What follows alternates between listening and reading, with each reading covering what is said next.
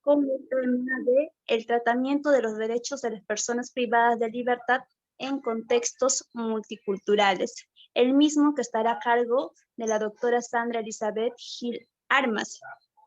La doctora Sandra Elizabeth es abogada por la Universidad Nacional de Trujillo, tiene estudios en Derechos Humanos por la Universidad de Buenos Aires, es pasante de la Corte Interamericana de los Derechos Humanos de Costa Rica, asociada en Asociación Costarricense de Derecho Internacional.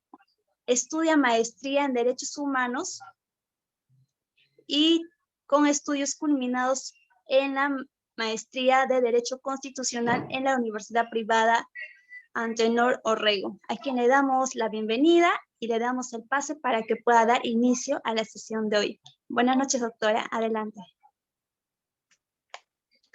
Buenas noches con todos y todas. Gracias por la cordial invitación al Instituto Latinoamericano en Derecho y Sociedad. En esta noche, vale la redundancia, vamos a tratar un tema bastante importante en este curso especializado, específicamente sobre el tratamiento de los derechos de las personas privadas de libertad, pero en un contexto multicultural, en ese contexto multiculturales. Van a disculpar mi voz, por favor, me encuentro un poquito delicada de salud, pero aún así tenemos que seguir adelante. Hablar de las personas privadas de libertad desde ya es hablar de un grupo en situación de vulnerabilidad, de un grupo de especial protección, y justamente este último término nos lleva a la reflexión que es necesario que con estos grupos a los cuales denominamos ya sea en situación de vulnerabilidad o de especial protección, tengamos que tener un tratamiento, una mirada distinta. Entonces, las personas privadas de libertad por sí ya lo son. Sin embargo, dentro de este grupo grande de personas privadas de libertad, encontramos otros grupos, como son migrantes, personas adultas mayores, niños y niñas, cuando hacemos referencia a los penales de mujeres, por ejemplo, y tienen que estar con sus hijos, porque ellas están con sus hijos dentro de las cárceles. Pero también tenemos justamente otro grupo, como es los grupos denominados de pueblos indígenas, ¿no? Y de pronto la pregunta sería, ¿realmente existen comunidades, existen originarios que son parte de estos pueblos indígenas que se encuentran en los diferentes penales? No vamos a pensar tanto en otros estados, no, vamos a pensar en nuestro propio estado. ¿El Perú realmente tendrá a este grupo de personas dentro de sus establecimientos penitenciarios? La respuesta es que sí.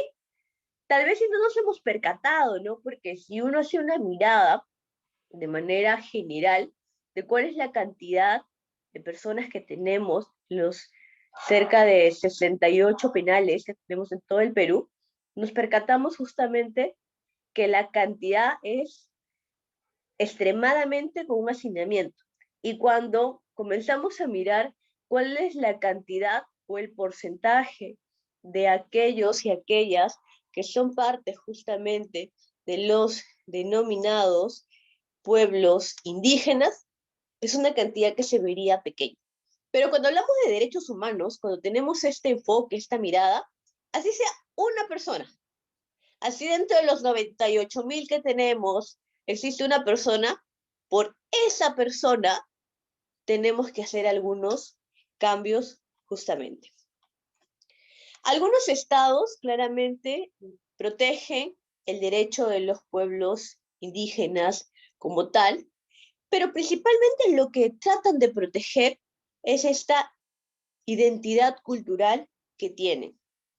Existen presos indígenas y la gran pregunta sería, dentro de los muros, dentro de esos establecimientos penitenciarios, ¿se está realmente resguardando esta identidad cultural? Porque cuando estamos fuera de, sí, vemos la manera, existen políticas para poder custodiarlos, pero ¿qué pasa cuando están dentro? Y la realidad es que cuando las personas que son parte de estos grupos indígenas, los pueblos indígenas, ingresan a los establecimientos penitenciarios, se van a enfrentar a una serie de retos y a un proceso de aculturación dentro justamente de estos penales. Y la pregunta consecutiva sería, ¿qué es esta aculturación? ¿Qué es esta? Este es el proceso justamente de recepción de otra cultura. Yo tengo una cultura como tal, pero me voy a adaptar a otra y justamente existe la posibilidad que yo pueda perder la cultura que tenía, porque me estoy adaptando. Y esa es una realidad. Las personas que son parte de estos grupos indígenas dentro de los establecimientos penitenciarios se comienzan a adaptar y muchas de ellas van a perder esta identidad cultural que tienen. Y uno sería la pregunta de, ¿y cómo es que podrías preservar esta identidad cultural que tienen, no? ¿Dónde está la diferencia? La diferencia está, por ejemplo, en que ellos tienen su vestimenta propia, su vestimenta tradicional, tienen diversos elementos culturales, tienen sus propios platos típicos, y un tema muy importante que es en los penales, disculparán que estoy con el papel higiénico, es que me encuentro un poquitito enferma. Y un tema muy importante que sucede dentro de establecimientos penitenciarios es respecto a la salud. La salud es un tema redundante para las personas privadas de libertad. Pero cuando comenzamos a focalizarnos en estos grupos que son parte de los pueblos indígenas, ellos tienen sus propias plantas medicinales, su propia denominada medicina tradicional. Y la pregunta que nos debemos hacer es, ¿se les permitirá dentro de establecimientos penitenciarios poder justamente poner en práctica todo ello? La respuesta es que no. Y cuando hablamos de violencia dentro de los establecimientos penitenciarios, la violencia contra este grupo en específico claramente se agudiza. La violencia contra este grupo es mayor que contra cualquier otro grupo. Son discriminados, son maltratados, y justamente teniendo como base la cultura a la cual pertenecen. Lo cual, realizando una reflexión, es claramente triste, porque son los únicos que mantienen nuestra cultura. No olvidándonos que los pueblos indígenas son aquellos grupos originarios, aquellos grupos que se encontraban justamente antes de la colonización, y si bien es cierto, hoy en día se encuentran en algunas zonas urbanas y tal vez no rurales, es por esta migración que se han visto forzados a poder justamente realizar. Dentro de los establecimientos penitenciarios, un punto importante cuando hablamos del tratamiento que debería recibir una persona privada de libertad como tal, sin mirar de dónde es, de qué grupo puede pertenecer, es el tema de poder estar en contacto con la familia. Porque no hay que olvidar algo, y siempre lo repito cada vez que toco el tema de personas privadas de libertad. Las personas privadas de libertad, el único derecho que han perdido, que se ha suspendido, es la libertad de tránsito, ¿ok? Ellos están dentro, ellos están dentro de penales. Pero ¿qué pasa con el tema de salud, alimentación, el contacto con la familia? ¿También se ha perdido? No. Pero cuando miramos a aquellas personas privadas de libertad que son parte de estos pueblos indígenas, nos haríamos la pregunta, ¿y este grupo recibe familiares? No suelen recibir visitas. Sus familiares no van, tampoco reciben cartas, tampoco hay llamadas telefónicas, lo cual no va a permitir que esta persona o este grupo de personas justamente pueda lograr la tan llamada rehabilitación con la que se busca con una persona, es justamente sancionada mediante una pena privativa de libertad. Las personas que son parte de este grupo de los denominados pueblos indígenas, vuelvo a repetir, se van a enfrentar constantemente a diversos maltratos, a diversos discursos de discriminación. Y un tema muy importante, ¿no? ¿qué es lo que de pronto caracteriza a un grupo en situación de vulnerabilidad específicamente a los pueblos indígenas? Su lengua, su dialecto, ¿cierto? ¿Ustedes creen que ellos pueden utilizar su dialecto?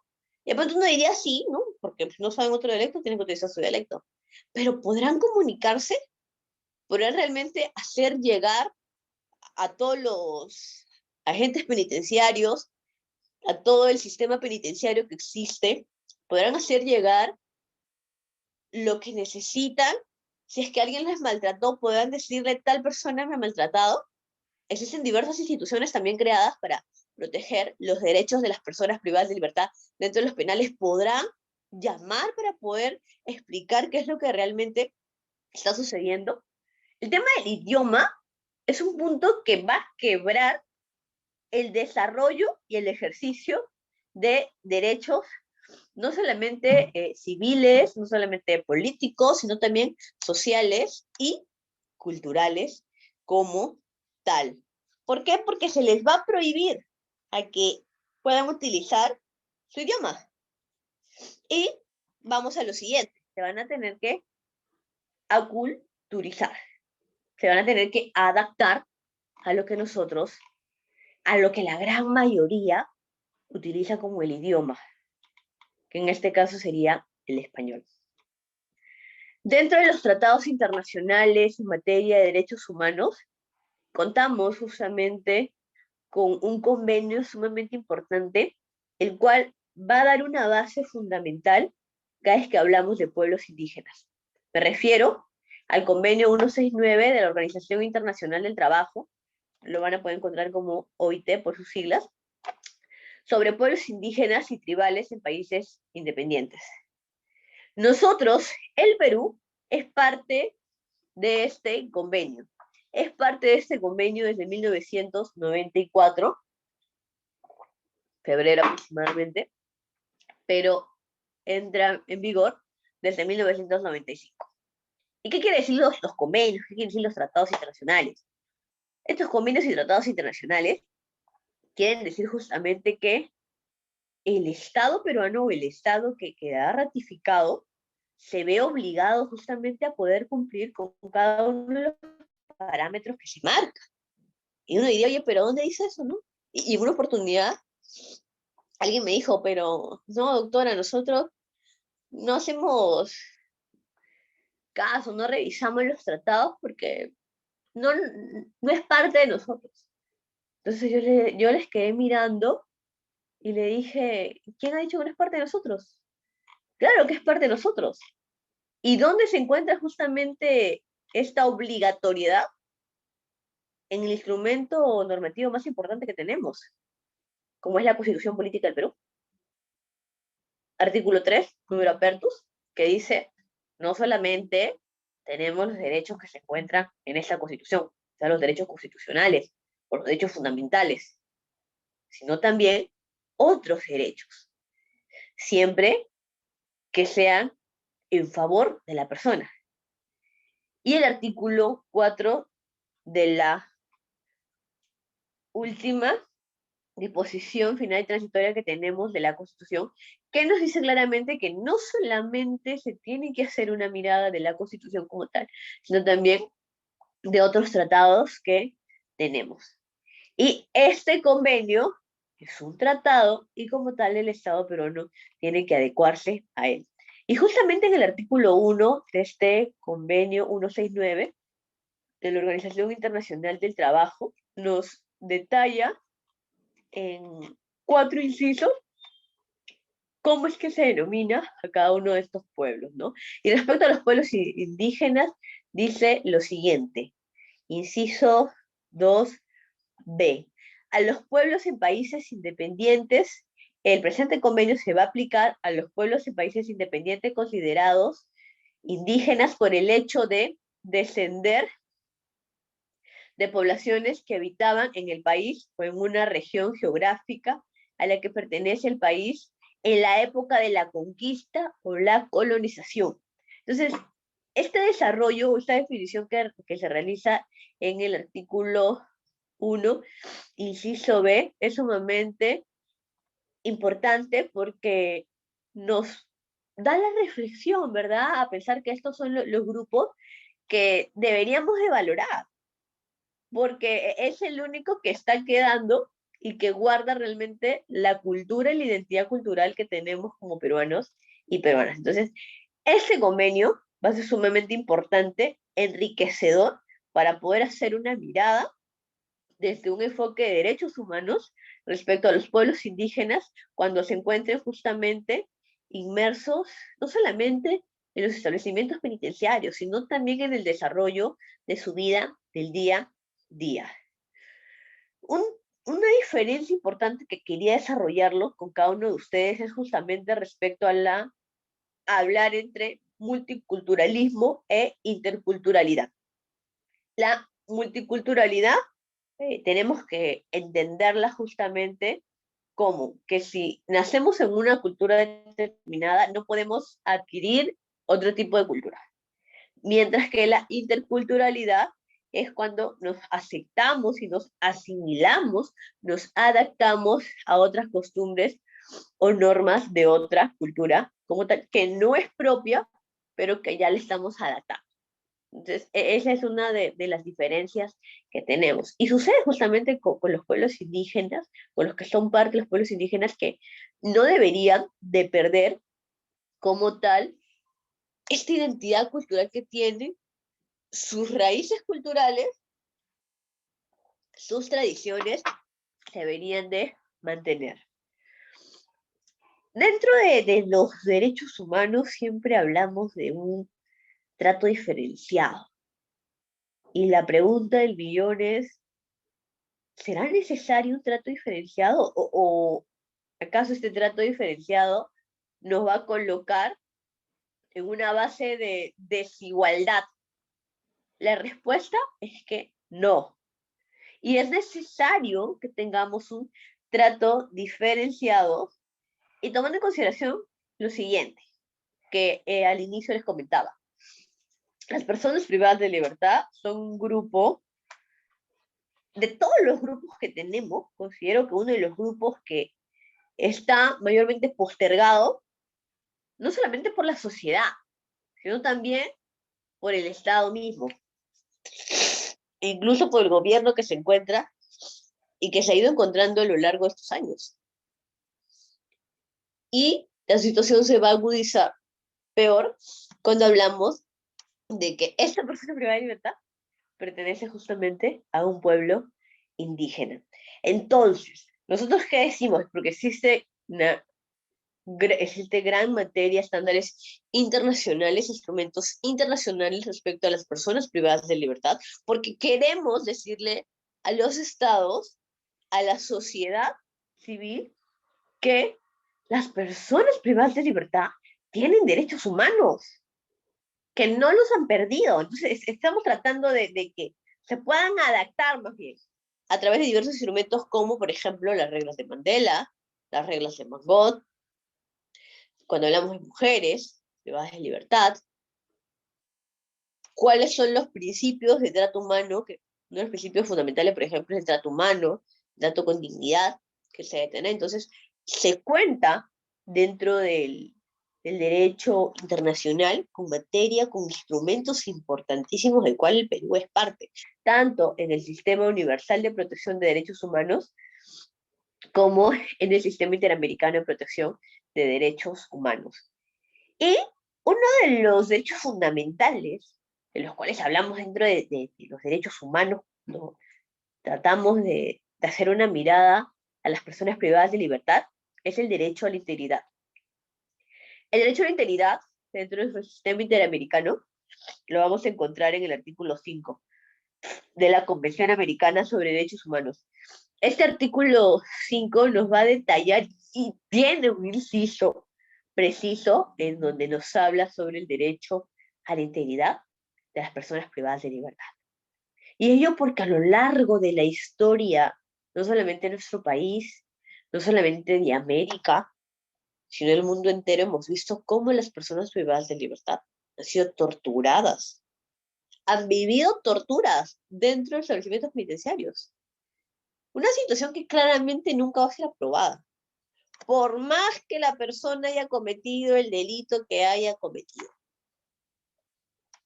Nunca vamos a poder avalar un trato inhumano, torturas, y sí se ha dado. Entonces, se tiene en nuestro sistema interamericano para todos los países que son parte de la OEA esta mirada de poder justamente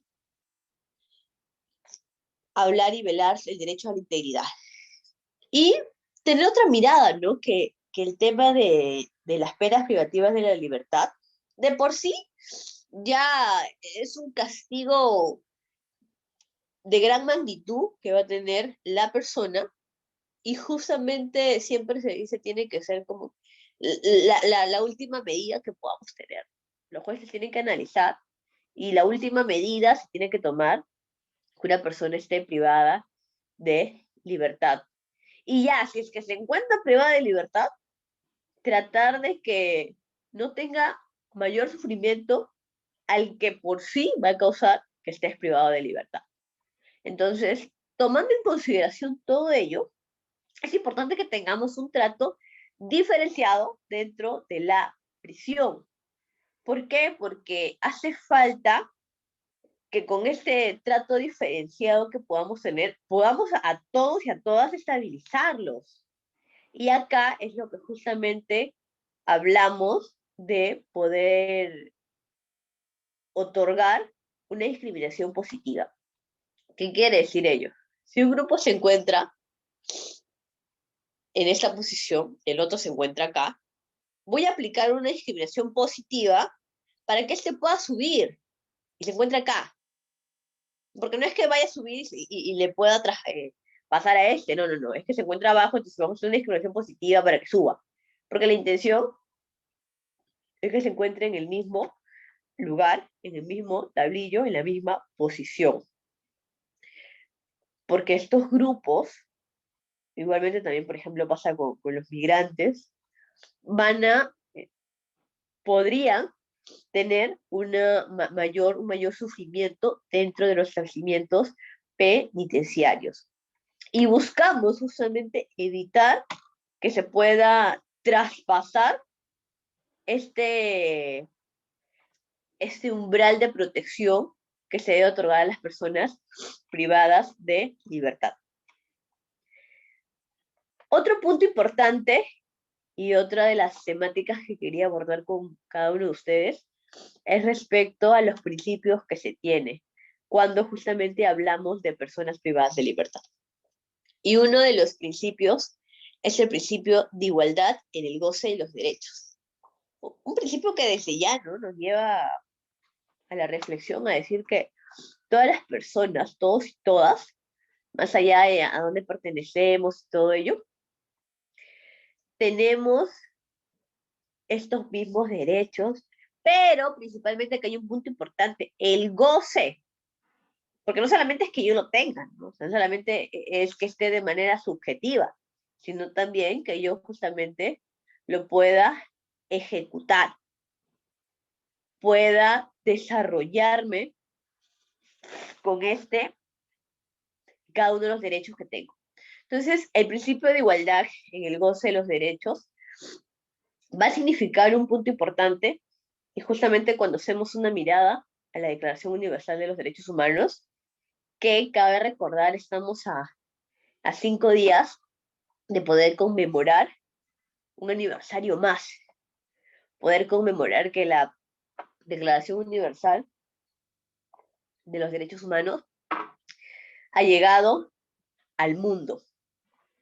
En el artículo 2 de esta Declaración Universal de los Derechos Humanos se encuentra detallado lo siguiente: que toda persona tiene los derechos y libertades reconocidas en todos los textos nacionales e internacionales. Y algo importante, sin ninguna distinción, ya sea por raza, por color, por sexo, por idioma, por religión, por opinión política o de cualquier otro índole, o de repente de otra nacionalidad cuando hablamos de migrantes, o de otra clase social, o tiene una posición económica distinta a la mía, porque de pronto ha nacido en un lugar en el cual la gran mayoría no ha nacido.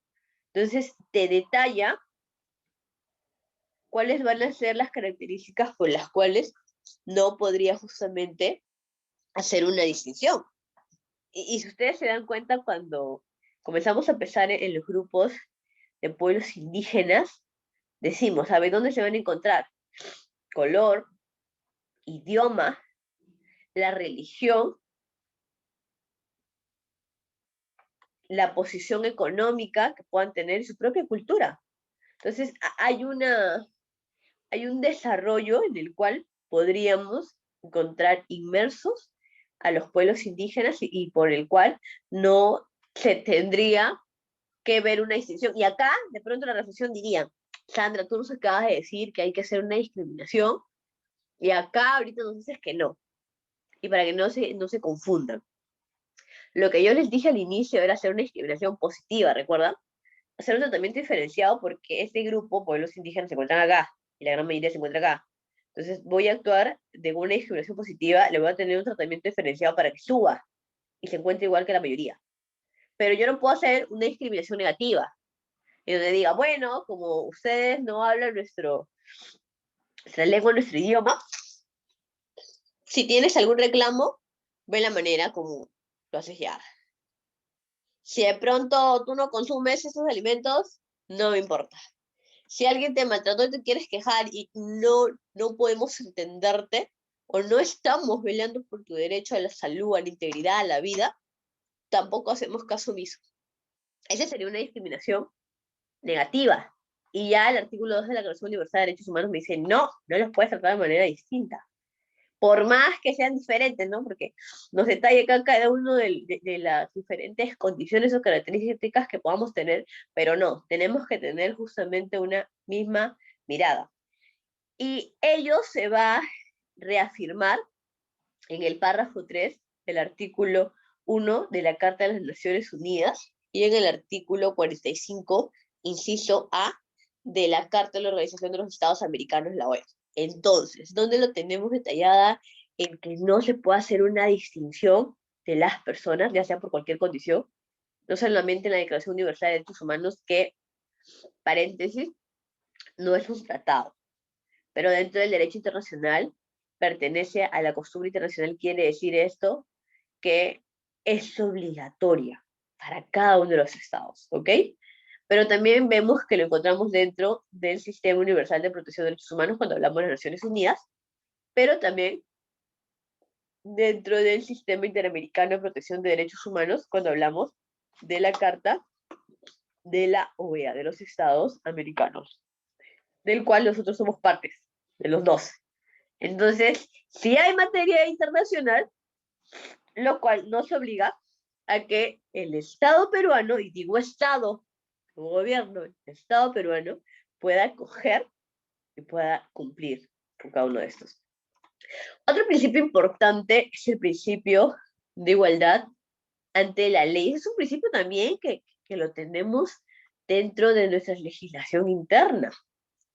Pero las materias, los tratados internacionales y todo el estudio de derechos humanos a nivel internacional los refuerzan. El principio de igualdad de protección ante la ley es justamente este principio con el cual lo que busco es una protección igualitaria de todas las personas sin distinción alguna. Que las personas sean protegidas con las mismas normas que se tienen. Pero acá hay un punto importante.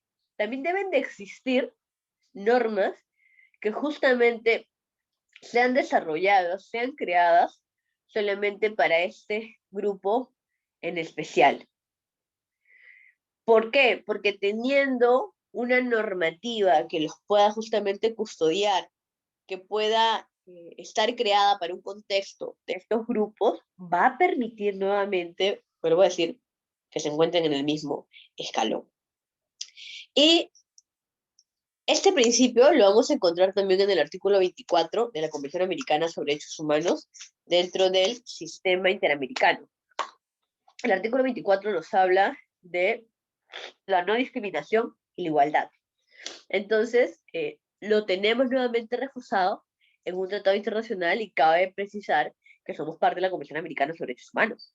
Y como somos parte de la Convención Americana sobre Derechos Humanos, tenemos que cumplirla. Y el último principio que vamos a abordar es el principio general de no discriminación, que seguramente les lleva a recordar el principio de igualdad que acabamos de ver, ¿cierto? El principio general de no discriminación abarca lo siguiente, que no se puede hacer ninguna distinción, ninguna exclusión, restricción o preferencia inclusive, en base a motivos de raza, color, sexo, idioma, religión, opinión política, de otra índole, origen nacional, social, posición económica, nacimiento o cualquier otra condición social, que son las mismas condiciones que repetíamos antes. Y acá un término importante, ¿qué es lo que nos dice? No se puede preferir. Y cuando hablamos de una discriminación positiva, no es que estamos prefiriendo a un grupo en concreto o a una persona en concreto. No es lo mismo, para que no se puedan confundir. Entonces, no se puede avalar una exclusión, no se puede avalar justamente el que la preferencia respecto a una persona, a un grupo determinado. Lo que se busca es que exista una igualdad y la igualdad nos lleva como tal a una no discriminación. Quien también se ha desarrollado bastante respecto a esta temática es el Comité de Derechos Humanos dentro de las Naciones Unidas, o sea, del Sistema Universal de Protección de los Derechos Humanos. ¿Qué es lo que pasa con las personas indígenas cuando se encuentran privadas de libertad? Sucede lo siguiente, y es algo constante que pasa no solamente en nuestro país, sino también en todo lo que es América, y es que justamente este grupo en concreto, y vuelvo con la misma idea, las personas privadas de libertad son un grupo vulnerable, de especial protección, ¿correcto? Sí. Y si eres parte de un pueblo indígena, te hace aún más vulnerable y tu situación se podría agudizar peor si estás dentro de un establecimiento penitenciario. La idea es que tengas un trato diferente, más que todo para poder custodiar, porque acá hay un punto importante. ¿Quiénes son los responsables de las personas privadas de libertad dentro del establecimiento penitenciario? ¿Quién es el responsable de lo que le pasa a esa persona? El responsable es justamente el Estado, y ya lo ha dicho la Corte Interamericana en diversas sentencias. El Estado es el responsable de lo que les pasen a las personas privadas de libertad cuando se encuentran en establecimientos penitenciarios. Entonces el Estado tiene que preocuparse, ¿por qué? Por cuidar su seguridad y lograr que esa persona se resocialice. Entonces, cuando hablamos de una persona o de un grupo de personas que son parte de estos pueblos indígenas, tiene que haber ese trato diferenciado, por un lado, para poder resguardar su seguridad, pero por otro también para poder lograr esta resocialización que es necesaria, no solamente para esta persona en concreto, ¿no? La ley marca que es para todas las personas privadas de libertad, pero ya verificamos que acá se tiene que tener un trato diferenciado, si no, no se va a poder lograr. Y ya conforme vamos avanzando nos vamos a percatar de que es necesario por tener un cúmulo de situaciones para dar este tratamiento como debe ser, adecuado, basándonos en los tratados internacionales que tenemos. Y no podemos pensar que este trato diferenciado es discriminatorio respecto al resto. No, porque es explicado, el resto se encuentra acá y el pueblo indígena se encuentra acá. No están igual. Y no quiere decir que, si yo trato diferenciado voy a hacer que esté acá y le va a pasar. No, no le va a pasar. La intención es que estén igual, que se encuentren en la misma base, que los dos puedan ejercer sus mismos derechos que tienen, tanto fundamentales, constitucionales y humanos que se tienen. Ejercer los derechos y libertades que tienen. Claramente, algunas libertades dependiendo de la situación en la que se encuentran. No tienes libertad de tránsito, eso sí, no lo podemos exigir. Pero aquí hay un punto importante. Cuando hablamos de grupos en situación de vulnerabilidad, ya decíamos a las personas privadas de libertad, pero cuando miramos a los pueblos indígenas y seamos conscientes, a ver, no vamos a ir a otro estado, vamos a pensar en nuestro país.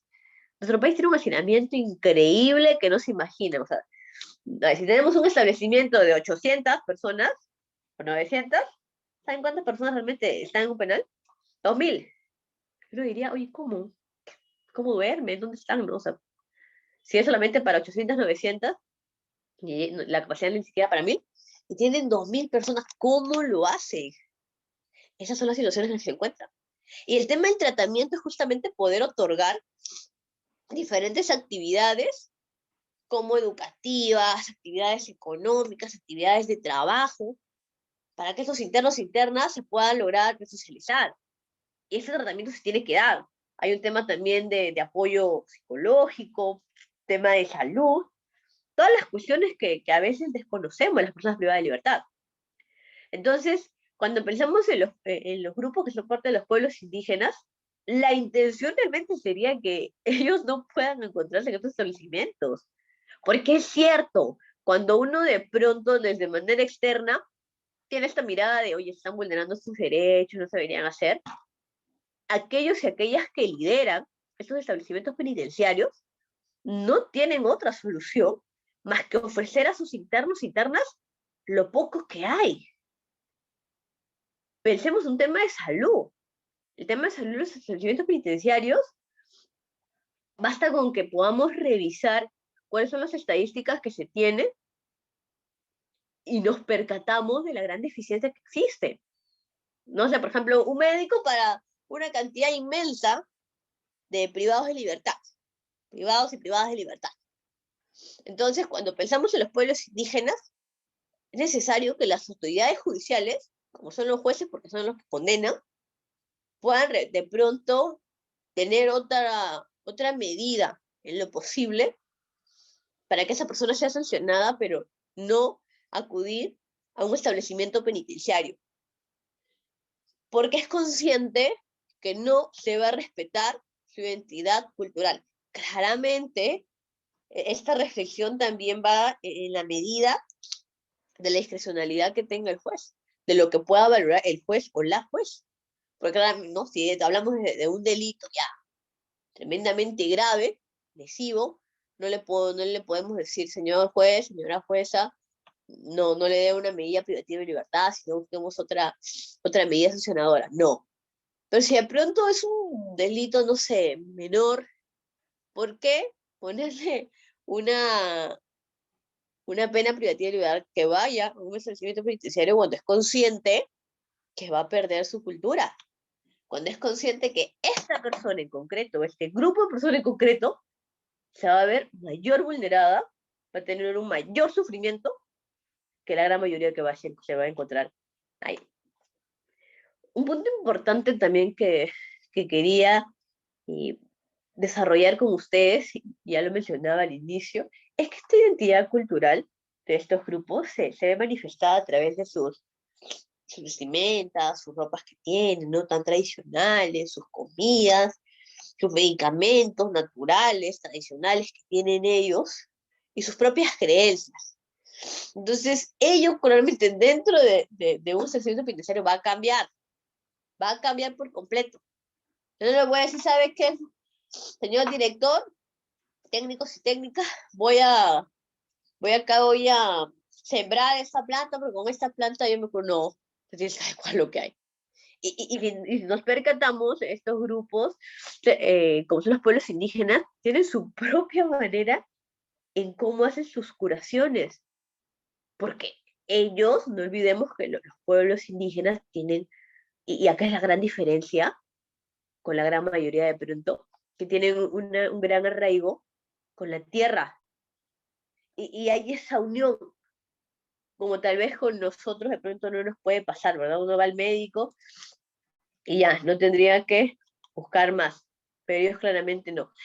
Y si es que no se les va a permitir, van a verse obligados a poder dejar sus propias costumbres y ir adaptándose a la gran mayoría. Y esa claramente no debería de ser la regla.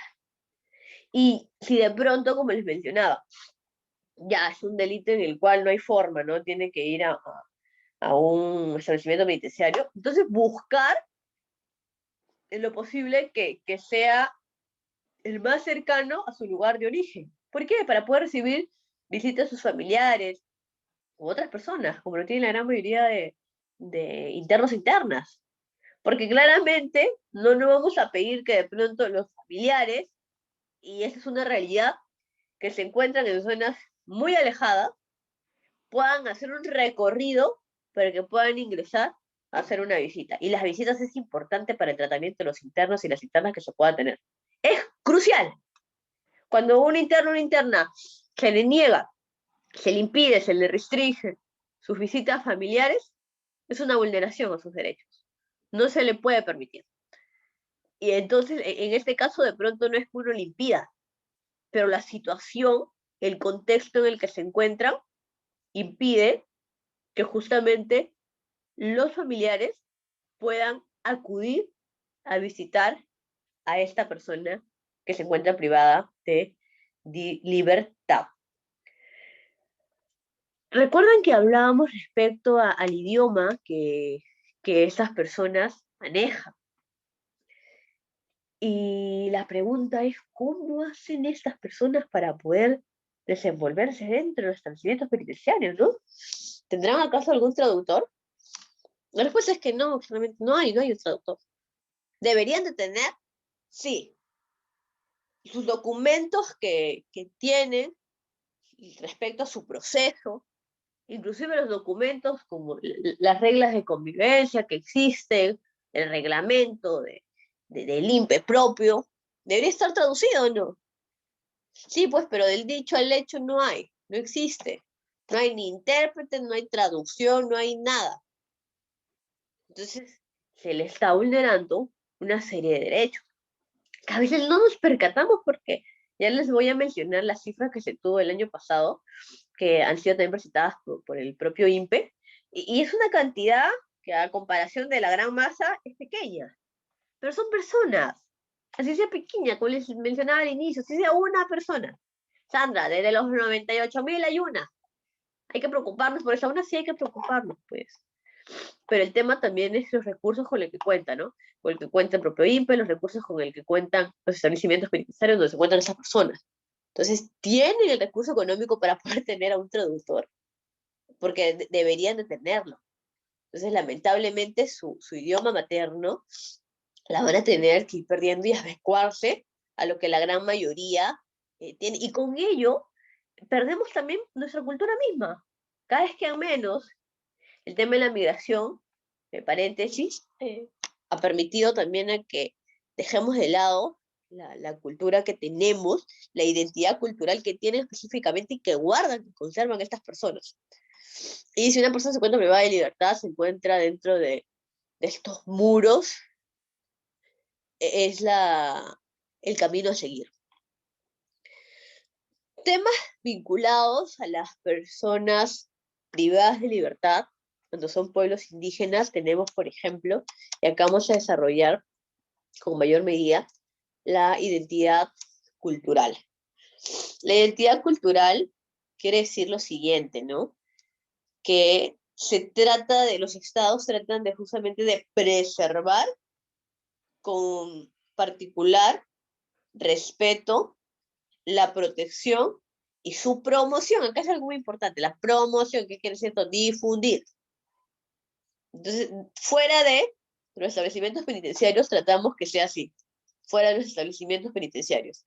Pero dentro, no, pues el camino va a ser que lo pierdas. O se adecua al resto, la gran mayoría, o se queda sin posibilidad de ejercer sus derechos. No hay mayor posibilidad alguna que pueda tener. Recordarán que hablábamos respecto del convenio número 169 de la Organización Internacional del Trabajo, la OIT. Y en el artículo 3 y 4 justamente desarrollan el respeto de la cultura, del medio ambiente, de todos los pueblos, y reconocen como tal que las comunidades indígenas comparten una propia cultura. Y esta cultura tiene que ser respetada, tiene que ser protegida, tiene que ser promocionada. Y si se encuentran dentro de establecimientos penitenciarios, también deberían de tener esa misma línea, ¿no? Para que es importante justamente tener este tipo de políticas que no solamente estén diseñados para las personas que se encuentran fuera de establecimientos penitenciarios, porque tal vez siempre ese es el giro importante, sino también para los que se encuentren dentro de los establecimientos penitenciarios, que son un grupo bastante vulnerable, muy vulnerable. Si uno se pone a revisar, te das cuenta la gran, eh, las circunstancias deficientes, los servicios deficientes que tiene para poder desarrollarse, ¿no? Y el hacinamiento, que es un tema de nunca acabar realmente. Otro tema importante que vincula a las personas privadas de libertad cuando son parte de los pueblos indígenas es justamente tomar en consideración la diversidad cultural que existe.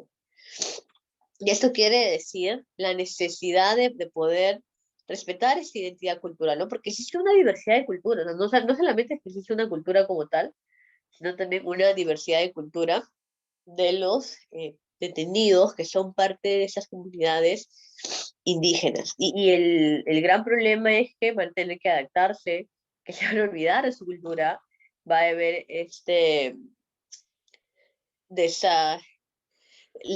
desarraigado que va a existir con la cultura como tal y van a tener que adecuarse a lo que la gran mayoría tiene. Entonces, es necesario que se cuente dentro del sistema penitenciario con políticas que puedan manejar esta realidad, porque es una realidad. Sí existen personas privadas de libertad en nuestro país que son parte de pueblos indígenas, o sea, sí existe. No es que va a existir o nos estamos avisorando a lo que podría darse, no, es que sí existe como tal. Entonces, sus derechos se están viendo vulnerados en gran medida, a diferencia del resto, les estamos colocando en una mayor desprotección.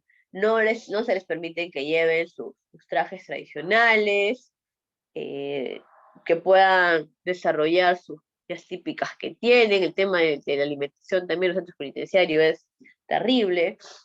Cuando hablamos de temas de salud, ellos tienen su propia manera curativa, tampoco se les está permitiendo que justamente se puedan desarrollar como tal.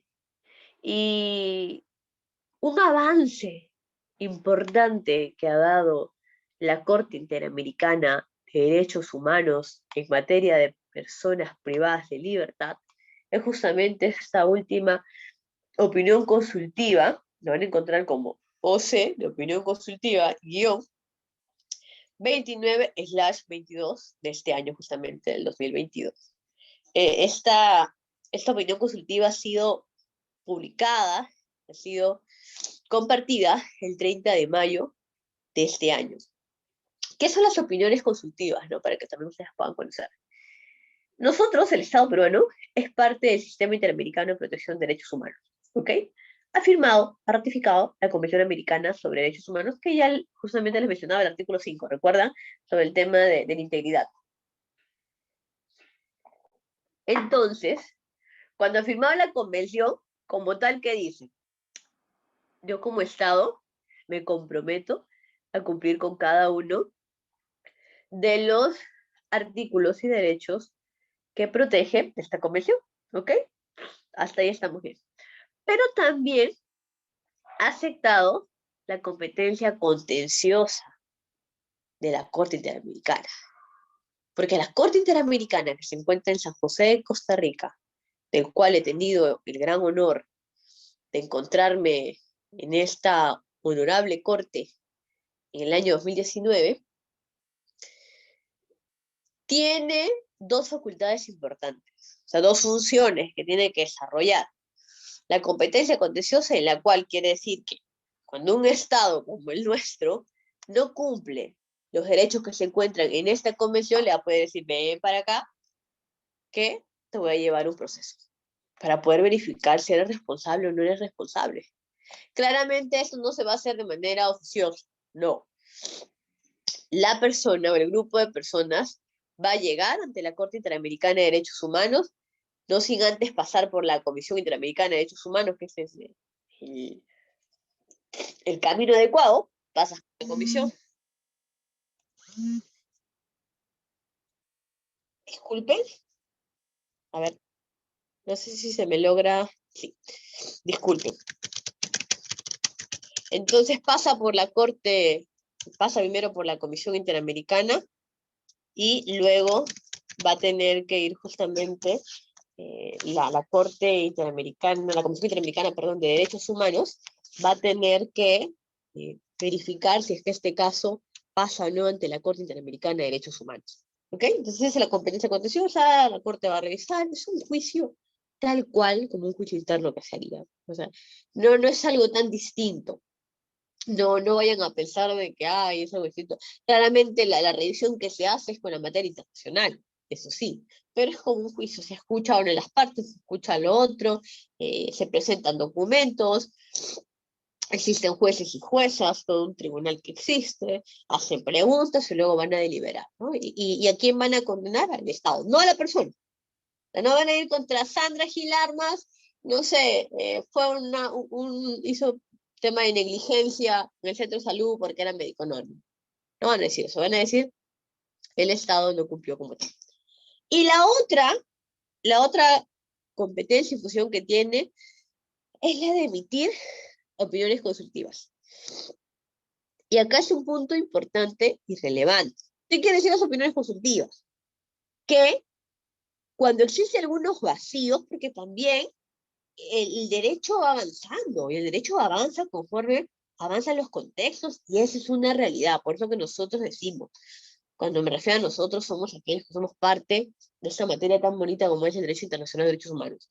La Convención Americana sobre Derechos Humanos es un corpus juris vivo, porque conforme van pasando los años, los contextos también se tienen que ir adecuando.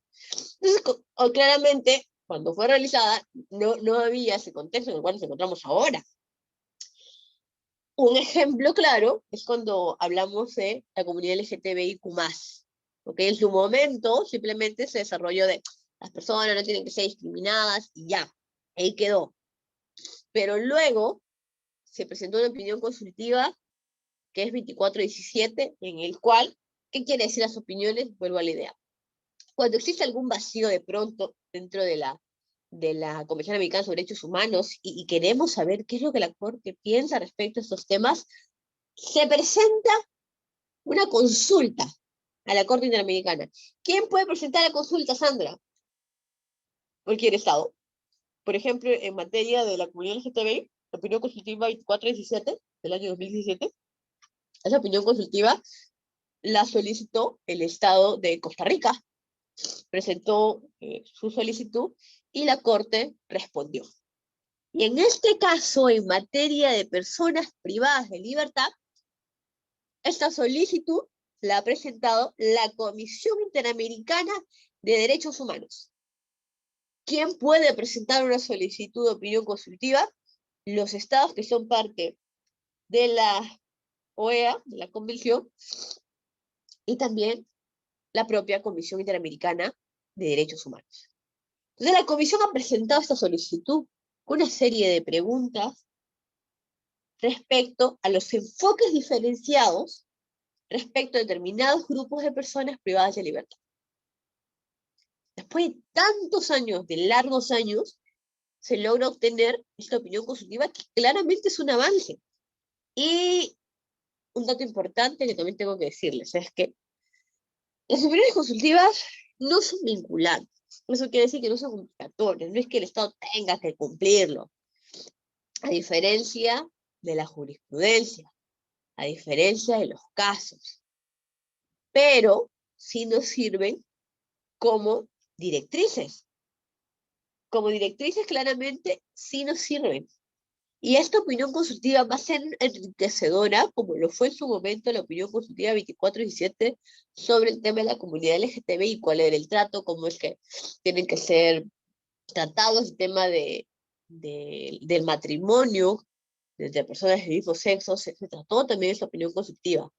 Entonces, con esta opinión consultiva 29 22 respecto a los enfoques diferenciados respecto a determinados grupos de personas privadas de libertad, va a ayudarnos claramente a poder saber cómo es que los estados deberían de actuar. Es una opinión bastante nueva, pero también bastante enriquecedora.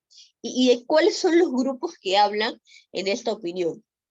Son la comunidad LGTBI, niños y niñas que son hijos de las internas, que viven con su madre en los establecimientos penitenciarios, personas adultas mayores, los migrantes, y también tenemos a los pueblos indígenas como tal. Y uno de los puntos con el cual justamente inician esta opinión consultiva, con lo cual ha iniciado la Corte Interamericana, porque los magistrados se reúnen, son 7. En este nuevo periodo tenemos el gran honor que sean 3 mujeres, y eso es un avance también, un avance muy importante. Entonces se reúnen, revisan la solicitud y van a comenzar a responder cada uno de ellos.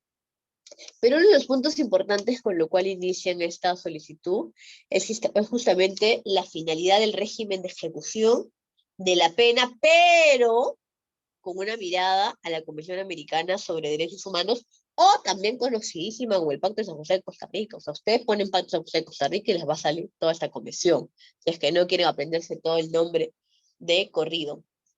Y nuevamente, ¿de qué derecho nos va a hablar? Del artículo 5, derecho a la integridad, en el inciso C específicamente, cuando dice lo siguiente, y lo dice, o sea, ustedes busquen esta convención y se van a percatar realmente de lo que les menciono. Las personas privadas de libertad tendrán como finalidad esencial la reforma y la readaptación social de los condenados. Hubo un caso en específico, el cual justamente llega ante la Corte Interamericana de Derechos Humanos, que es el caso Mota Abarullo versus el Estado de Venezuela, cuando el Estado de Venezuela era parte de la Convención Americana, había aceptado la competencia contenciosa, ahora ya no, desde el 2014 no van a haber ni un caso, en su momento sí lo había, pero la Corte en su momento contra Venezuela desarrolla lo siguiente, ¿no? El cumplimiento de la finalidad prevista en esa disposición, o sea, el tema de la pena, supone que la privación de libertad se desarrolle en condiciones adecuadas, que no resulten lesivas de los derechos de las personas penadas o las personas privadas de libertad. Entonces nos está diciendo a los estados, porque la jurisprudencia sí es vinculante. La jurisprudencia, cada vez que ustedes vean, caso Barrios Altos versus Perú, caso Rosenda Cantú versus México, ¿es vinculante para el Estado peruano? Sí, es vinculante. ¿Tiene que cumplir el Estado peruano? Sí, tiene que cumplirlo. ¿Por qué? Cuando hablamos, y acá algo muy chiquitito, cuando hablamos del control de convencionalidad, es justamente ello, ¿no? Hablar que hacer este control de convencionalidad no solamente es hacer una mirada a la convención como tal, sino también hacer una mirada a la jurisprudencia que ha emitido la Corte Interamericana. Porque la jurisprudencia, ¿qué es? Es como pensar, a ver, vamos a pensar en el Tribunal Constitucional. ¿Quién es el máximo intérprete de la Constitución política? El Tribunal Constitucional. A través de sus sentencias comienza a interpretar la Constitución, ¿correcto? Lo mismo. ¿Quién es el máximo intérprete de la Convención Americana sobre Derechos Humanos? La Corte Interamericana de Derechos Humanos. Entonces, todo lo que emite la Corte Interamericana en su jurisprudencia es una interpretación que hace de la Convención Americana de Derechos Humanos. Y el control de convencionalidad es justamente poder hacer una mirada no solamente a la convención, sino también a la jurisprudencia. Entonces, esta jurisprudencia en concreto es importante y se tiene que mencionar. Muchas veces los magistrados, magistradas, fiscales, defensa, desconocen de los tratados internacionales y más aún de la jurisprudencia. Pero es importante que la tengamos en cuenta, como siempre digo, la materia de derecho internacional de derechos humanos es sumamente eh, importantísimo para mí, es como que el corazón del derecho, porque todas las ramas la van a encontrar acá, todas, absolutamente todas, inclusive el ciudadano de a pie tiene que verse vinculado también, porque todas las personas ejercemos derechos. No es que, ay, no, como yo soy psicólogo, no ejerzo, no ejerzo derechos. Ay, como yo soy niño, no ejerzo derechos. Claro que sí, tú ejerces derechos. Tienes derechos humanos. Entonces, es una materia que marca un punto importante. Continuamos. La Corte también ha manifestado un punto importante respecto a la relevancia de garantizar a las personas privadas de libertad la posibilidad de realizar actividades productivas, y acá justamente también va con el hilo del tratamiento que deben de recibir dentro de los establecimientos penitenciarios, ¿no? Otro punto importante, que tengan un contacto con la familia. Ya verificamos que las personas que pertenecen a los grupos, los pueblos indígenas, están privadas de libertad, pues no es que se les niegue, pero el que estén ubicados en zonas muy alejadas donde se encuentra su familia, estas claramente se van a ver impedidas, restringidas, sin decirles que no, pues son restringidas a que puedan hacer estas visitas. Y por otro lado, un tema importante para los tratamientos de las personas privadas de libertad es justamente el que esté relacionada con este afecto que recibe del exterior, y este afecto que recibe del exterior es a través justamente de estas visitas que se van a tener que dar con sus familiares. Algo que quiero señalarles y quiero que les quede en la cabecita, cuando hablamos de la Convención Americana sobre Derechos Humanos, hablamos del sistema interamericano, y de pronto es un artículo, un inciso, que tiene muy marcado a las personas privadas de libertad.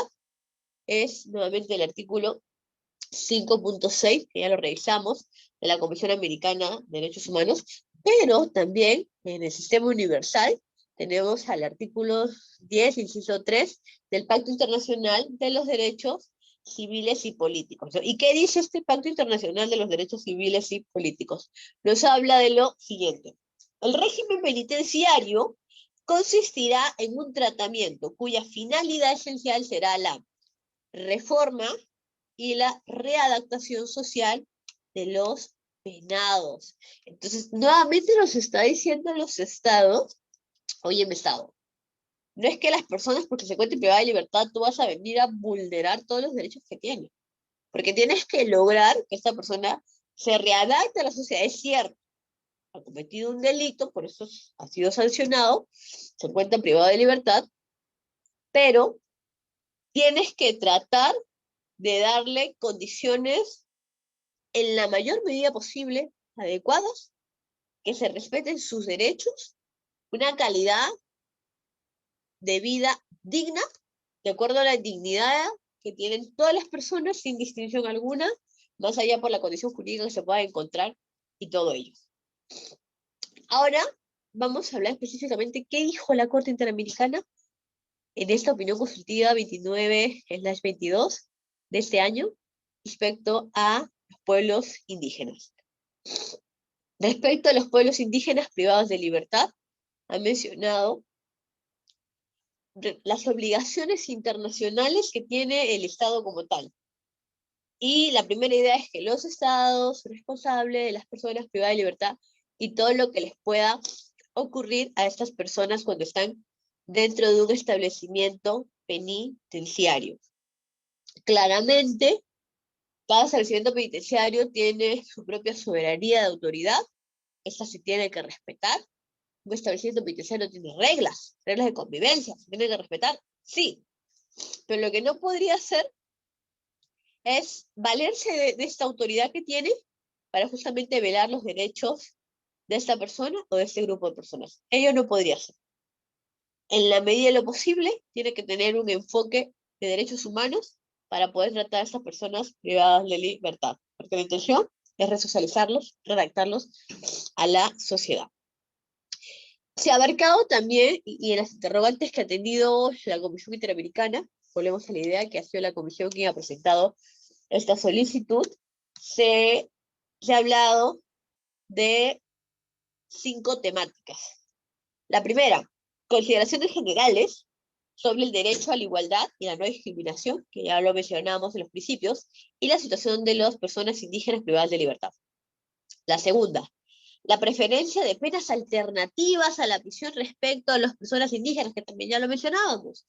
los jueces y juezas son los encargados de poder dar una medida distinta a la privativa de libertad y de esta manera custodiar que se proteja, que se mantenga la identidad cultural de esta persona o de este grupo de personas.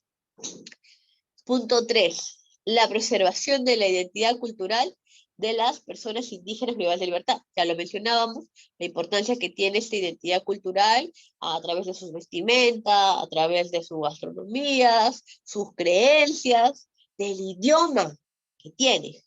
Punto número 4, y acá también justamente lo menciona, el uso de la lengua indígena durante la privación de la libertad y la adopción de medidas de reinserción e integración culturalmente adecuadas, ¿no?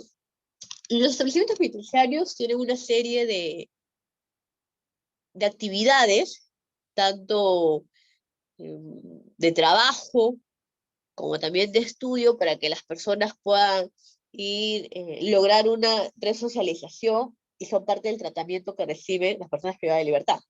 Entonces, en ese punto 4, se hace referencia a que esta reinserción que se va a tener, esas actividades productivas, también sean acorde a la identidad cultural que tienen estas personas, ¿no? Entonces, con esa mirada, porque de pronto les vamos a terminar diciendo, por ejemplo, hay un tema de manualidades, ¿ok? Entonces, ya, ¿saben qué? Se van a dedicar a hacer manualidades y de pronto esa actividad como tal no, no está inmersa a la identidad cultural que tiene, a las tradiciones que tiene. Entonces, con esa consulta, en este punto específico, se realiza lo siguiente, ¿no? Que tienen que ser actividades que sean acordes a su identidad cultural. Y en el punto número 5, se hace referencia a la prevención de la violencia en contra de las personas indígenas privadas de libertad, que también es un punto importante. Y inicié con eso, las personas indígenas, que son parte de los pueblos indígenas que se encuentran privadas de libertad, se van a ver en una situación más complicada que cualquier otro grupo dentro de los establecimientos penitenciarios. Entonces, de estos 5 puntos justamente se ha abordado respuestas de acuerdo a las consultas, de acuerdo a la solicitud que ha realizado la Comisión Interamericana de Derechos Humanos como tal. Ahora vamos a hablar de nuestro país para presentar algunas estadísticas y se percate que si tenemos a personas que son parte de los pueblos indígenas dentro de los establecimientos penitenciarios en nuestro país. Lo primero que, y para poder hacerles recordar, ¿no? Los grupos en situación de vulnerabilidad o grupos vulnerables son justamente aquellos sectores o grupos que tienen condiciones que no les va a permitir poder desarrollarse y ejercer sus derechos como la gran mayoría. Y que esa situación en la que se encuentra los coloca en una condición de mayor riesgo que a la gran mayoría. Y esta lectura como tal, o esta reflexión, no solamente la digo yo, no solamente la van a escuchar de otros profesores, profesoras, sino también nuestro Tribunal Constitucional se ha referido respecto a qué son los grupos vulnerables. Ellos lo van a poder revisar en la sentencia 407-2015, un proceso de habeas corpus, en el cual dice que los grupos vulnerables o marginados son las minorías étnicas y poblaciones indígenas, también detallan al resto, mujeres, niños. Entonces, lo importante que nos compete. ¿Hace referencia a los pueblos indígenas? Sí. El Tribunal Constitucional en el 2015 menciona los grupos vulnerables o marginados son las minorías étnicas, pueblos indígenas. Una serie más también, pero lo mencionan los pueblos indígenas.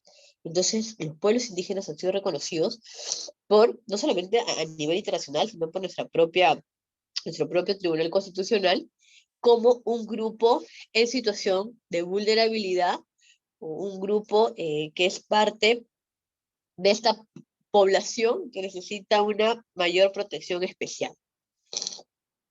Otro tema importante, y ya en 10 minutos vamos acabando, es respecto a que se puede justamente señalar que un pueblo indígena va a ser considerado como una comunidad histórica que guarda nuestros, es el único, uno de los pocos grupos que va a guardar nuestra historia como tal. La gran mayoría ya no, la gran mayoría lo que hacemos más bien es tratar de igualar, imitar y adaptarnos a lo que de manera exterior viene, ¿no? A las nuevas modas, a la nueva forma de ser, a las nuevas vestimentas, al estar en tendencia, como comúnmente lo llamamos. Y son ellos los únicos que sí están guardando nuestra cultura y preservándola principalmente. Y ya verificamos que cuando están privados de libertad, lamentablemente, esta preservación se va a ver dañada, no se va a poder seguir desarrollando. Entonces, la identidad cultural sí se ha tratado de preservar a nivel externo, fuera de los establecimientos penitenciarios, pero no dentro de los establecimientos penitenciarios. Guardan también nuestra estructura interna, ocupan un determinado territorio. En ese punto sí, a través de la historia, lamentablemente se han visto obligados a poder desocupar estos territorios que tenían, ¿no? Con estas migraciones que se han dado, los propios hijos también de estas familias que son parte de los pueblos indígenas, con la intención de poder ejercer sus derechos, incluso han tenido que adaptarse a lo que se tiene y no seguir preservando, ¿no? Entonces, de pronto vamos a encontrar algunos hijos de estas familias que son parte de los pueblos indígenas, que ya no tienen sus vestimentas tradicionales, sino ya están colonizados, ¿no? Ya están con las nuevas tendencias que tenemos en la actualidad. Entonces ya poco a poco, lamentablemente, se está perdiendo igualmente su idioma, ya muy pocos lo hablan. Pero en este punto quería compartirles lo siguiente, ¿no? Existe un convenio para la protección de los derechos de las mujeres, para justamente eliminar la violencia contra ella, que es más conocida como la Convención de Belén do Pará, que está dentro del sistema interamericano, y que espero exista la oportunidad para poder abordarlo, porque es un punto sumamente importante.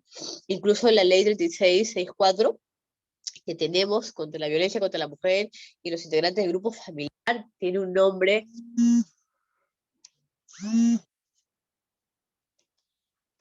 Aló. Ay, discúlpenme la interrupción.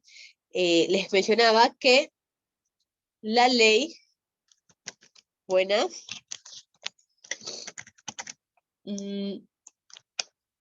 no sé si, ya, ahora sí.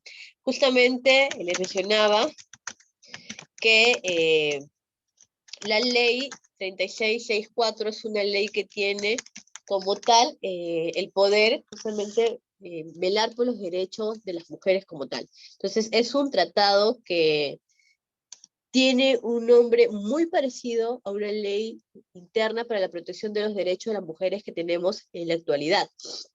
Y este convenio como tal, esta convención, tiene un pequeño plus, que es respecto justamente a que está traducida. Tiene una traducción en quechua, que si bien es cierto no tiene otro idioma, pero tiene una traducción en quechua.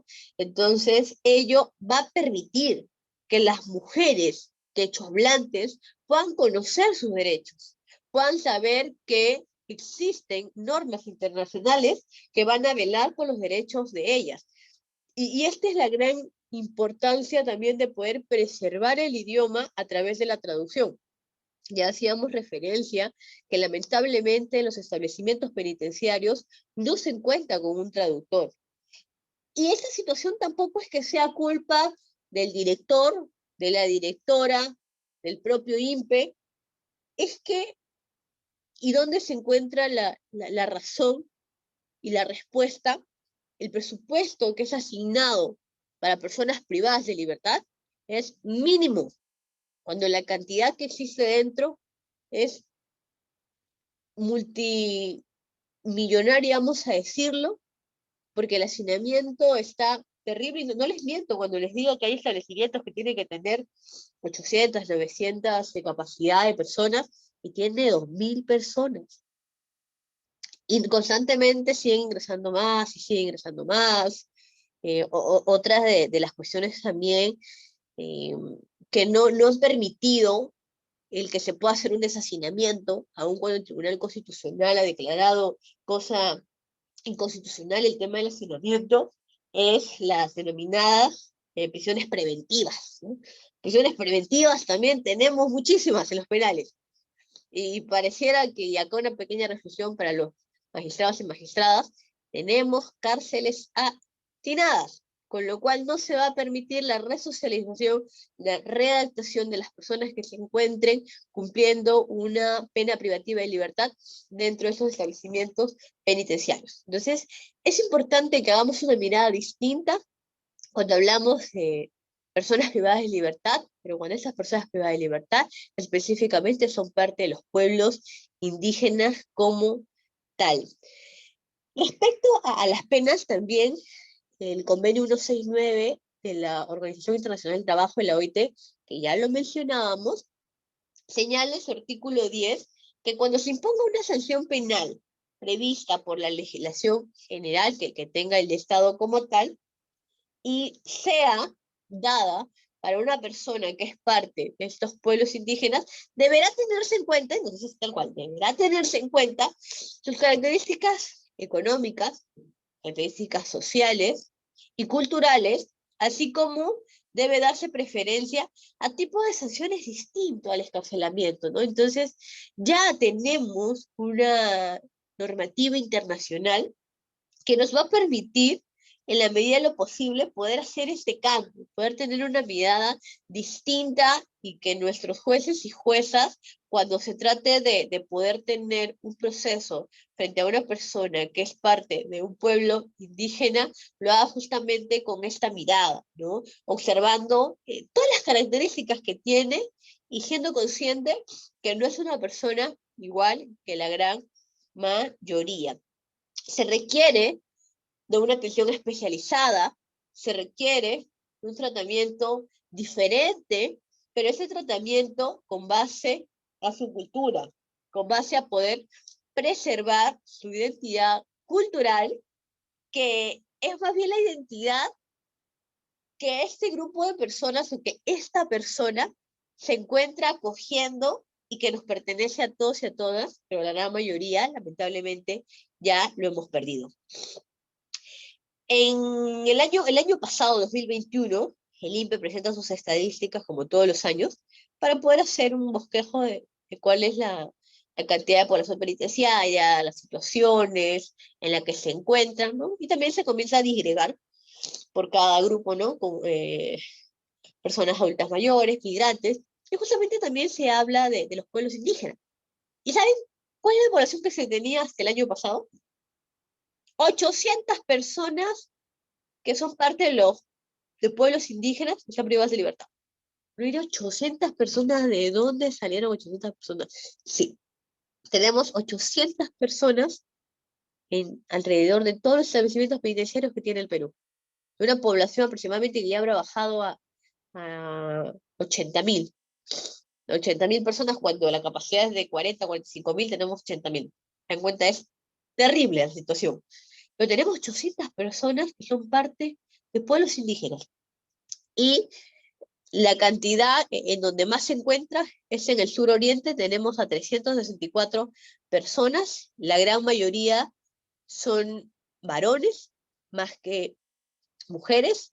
La primera cantidad grande la tiene Sur-Oriente con 364, luego le va a seguir Oriente con 179, luego tenemos al Nororiente con 98, y el que tiene menos es Lima, con 6%, ellos son 6 personas. Seguramente ello se debe a la distancia de la ubicación territorial en la que se encuentran, ¿no? En cambio, Suroriente claramente es una ubicación en la cual se encuentra la gran mayoría de estos pueblos indígenas ubicados. Y por último, quiero culminar compartiéndoles dos casos que la Corte Interamericana revisó y que nos habla también de las personas privadas de libertad. Y vuelvo a repetir, los casos que tiene la Corte Interamericana son importantes, son sumamente importantes porque los casos sí son vinculantes. Entonces los casos sí, los magistrados, magistradas, los y las fiscales, la defensa igualmente, tiene el deber de poder hacer una revisión, el deber de poder hacer un llamado tanto en sus escritos, tanto en sus alegatos que tener, y poder poco a poco estar adentro de esto, de cada una de esta jurisprudencia que nos va a permitir hacer un Estado que respeta y protege los derechos humanos y no que los viola como tal o los vulnera.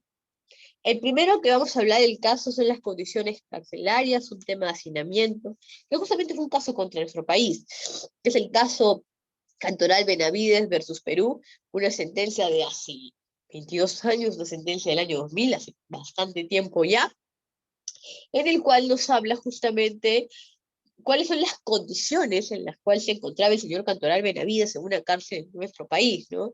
Y se detalla tal cual, bajo aislamiento riguroso, un hacinamiento con otros presos en una celda pequeña, sin ventilación ni luz natural, las visitas no se podían recibir, eran restringidas, la atención médica brindada fue deficiente. Entonces, todo lo que acabo de mencionar claramente es vulneratorio para cualquier persona que se encuentre privada de libertad. Y en el caso del señor Cantoral Benavides, la Corte Interamericana lo iba justamente determinar que el Estado peruano había violado una serie de derechos respecto de esta persona. Pero también sirve esa sentencia del año 2000, caso Cantoral Benavides versus Perú, para poder hacer una mirada focalizada, generalizada, y una reflexión a los estados de cuál es la situación en la que viven las personas privadas de libertad, no solamente en nuestro país. No vayan a pensar que esta situación solamente es acá. No, se repite lamentablemente en México, se repite en Argentina, se repite en Colombia, se repite en San Salvador. Entonces tenemos varios estados que son parte de América Latina, los cuales vienen constantemente vulnerando una serie de derechos de las personas privadas de libertad. Pero también tenemos otro caso importante en donde la Corte Interamericana, con este caso termino, nos habla respecto a los tratos humanos. Este caso en concreto es el caso Ivo Necture versus Haití. Esa sentencia es hace muchísimo tiempo ya, en el 2008, bueno, un poquito después de Cantoral Benavides. En esta sentencia es muy importante porque la Corte Interamericana es una reflexión bastante buena respecto a lo siguiente, y dice tal cual, ¿no? Por graves que puedan ser ciertas acciones o por culpables que puedan ser los reos de determinados delitos, no cabe admitir que el poder puede ejercerse sin límite alguno o que el Estado pueda valerse de cualquier procedimiento para alcanzar sus objetivos sin sujeción al derecho o a la moral. Entonces, no, que Sandra, que esta persona cometió el delito más terrible y por eso lo vamos a maltratar, le vamos a dar tratos inhumanos, crueles, degradantes. ¿Lo podemos hacer? No. ¿Es justificable? No. Y ya lo está marcando la Corte Americana. Y acá otro punto. Sandra, pero esa sentencia no es contra nosotros, es contra Haití. Sí, no es contra el Perú, es contra Haití, pero ya les mencionaba. Las sentencias son las interpretaciones que tiene la Corte Interamericana de Derechos Humanos y como tal, también cuando aplicamos el control de convencionalidad, tienes que hacer una mirada no solamente de la convención como tal, sino también de la jurisprudencia, y si es una jurisprudencia, aún cuando no sea parte de nuestro país. Y un dato importante para cerrar, ¿cuál es la diferencia entre una sentencia que sea contra nuestro país y contra una sentencia que no sea contra nuestro país? La diferencia es que ambas tenemos que adoptarlas. Pero cuando es contra nuestro país, la Corte va a ordenar una serie de reparaciones a nuestro país. Por ejemplo, en el caso Cantoral Benavides versus Perú, en el caso, uno de los casos últimos es, y ha sido muy conocido también, espero en su momento hablar en la comunidad de LGTBI, es el caso Marina Azul, María Rojas Azul versus Perú. En este caso, el Estado peruano ha sido declarado responsable internacionalmente y se ha ordenado una serie de reparaciones que el Estado claramente tiene que cumplir. Se ve obligado a cumplirlas. Y claramente, cuando tenemos un caso frente a otros estados, no tenemos que cumplir reparaciones. Pero sí tenemos que cumplir la interpretación que ha tenido la Corte Interamericana como tal. Bueno, hemos estado aproximadamente 1 hora y media hablando sobre un tema tan importante como es el tratamiento de los derechos de las personas privadas de libertad en contextos multiculturales. No sé si de pronto habrá alguna pregunta o alguna posición también, que siempre es respetable escucharla.